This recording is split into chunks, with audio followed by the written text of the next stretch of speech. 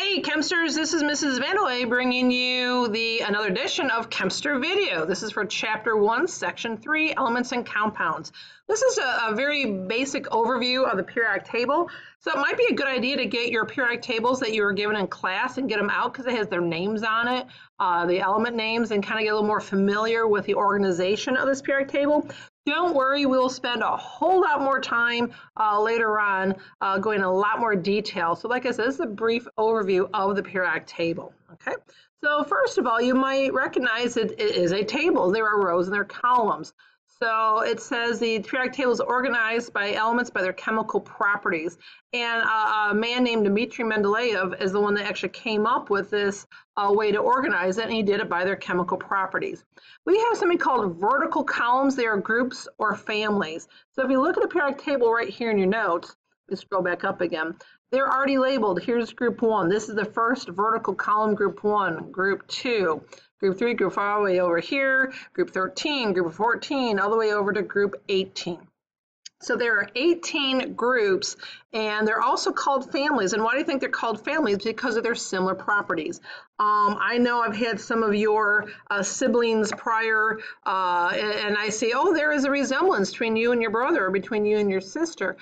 Families have similarities. They're not identical, but there's enough of a similarity to say, yes, they belonged in the same group, they belong in the same family. Okay. What else do you notice? Well, those are the columns going down. There are rows going across, and we call those periods, all right? And so there are, if you count, 7 periods. So let me scroll up here and put this where they belong.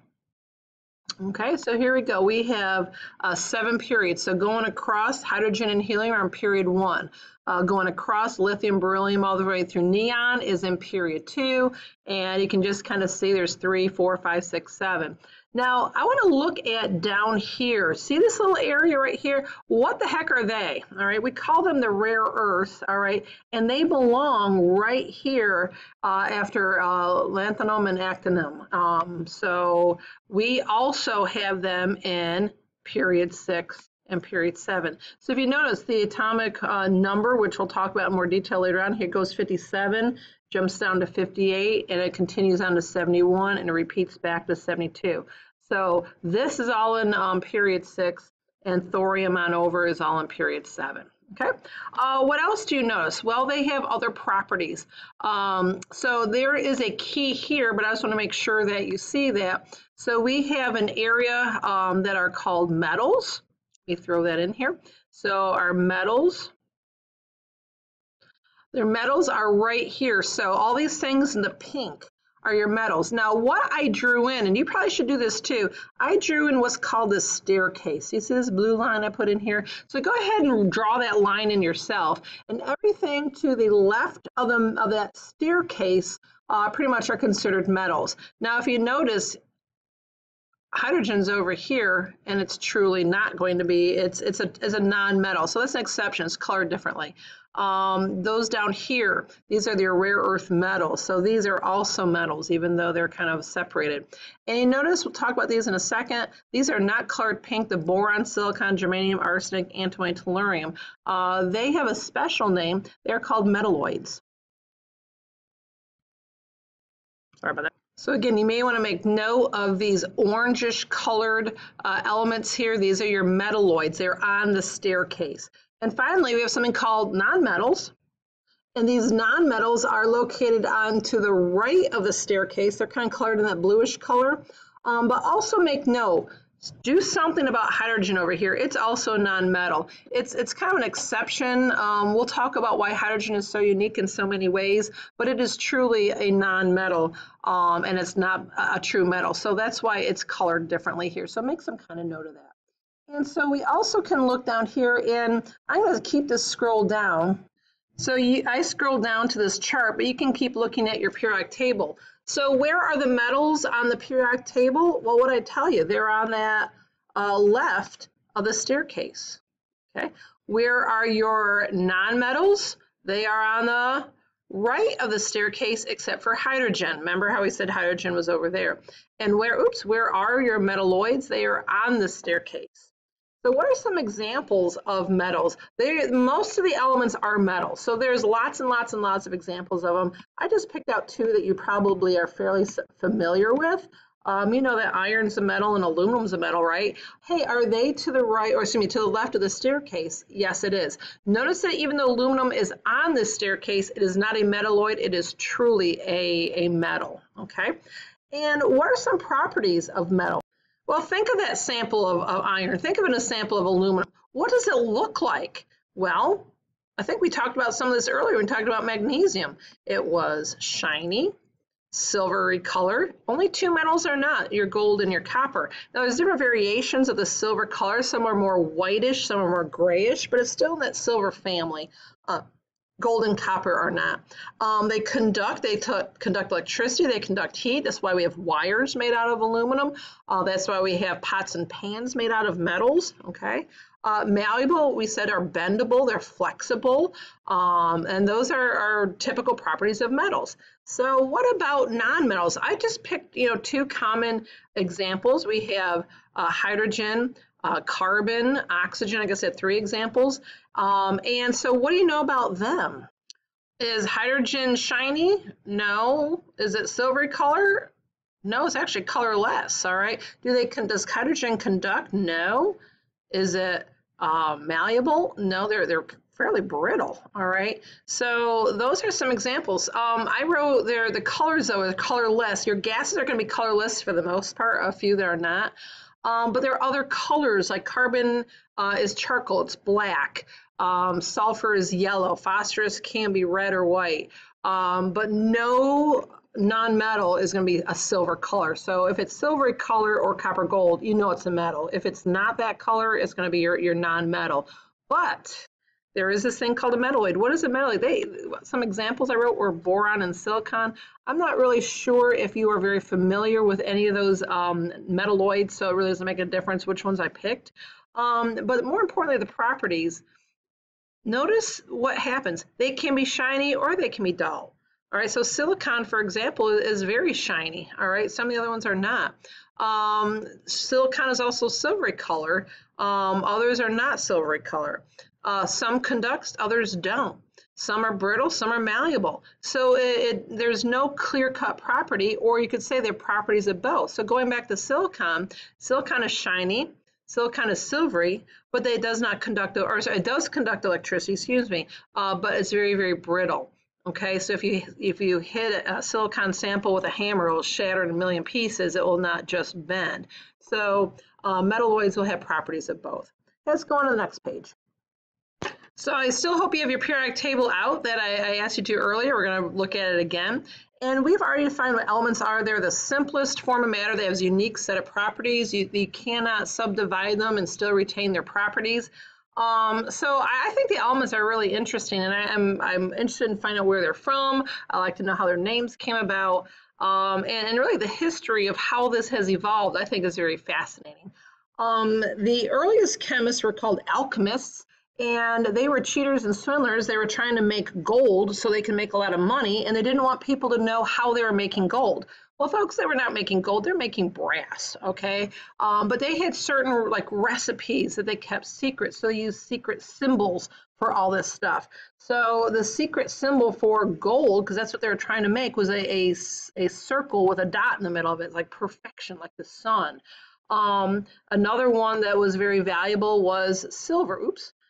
Silver was, I tried to draw a crescent moon. Maybe you could draw a little better than that for me, because after all, the moon looks silvery, doesn't it? Here's another one. Do you recognize this symbol? It's a symbol for a male, isn't it? It's actually a shield with an arrow because, that's war type stuff, and, men go out to do war, all right? And that's actually the symbol for iron. Now, not to be outdone by the men, we have this, and this is actually a mirror, okay? So here's the mirror, and here's the little handle for the mirror.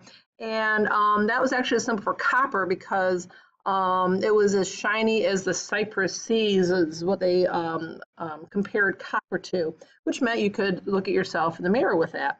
And that's a symbol for a female, isn't it? I just threw one more at you. This is a symbol for lead. Actually, it's supposed to look like a snake. So here's like the head of the snake and it's coiling itself around.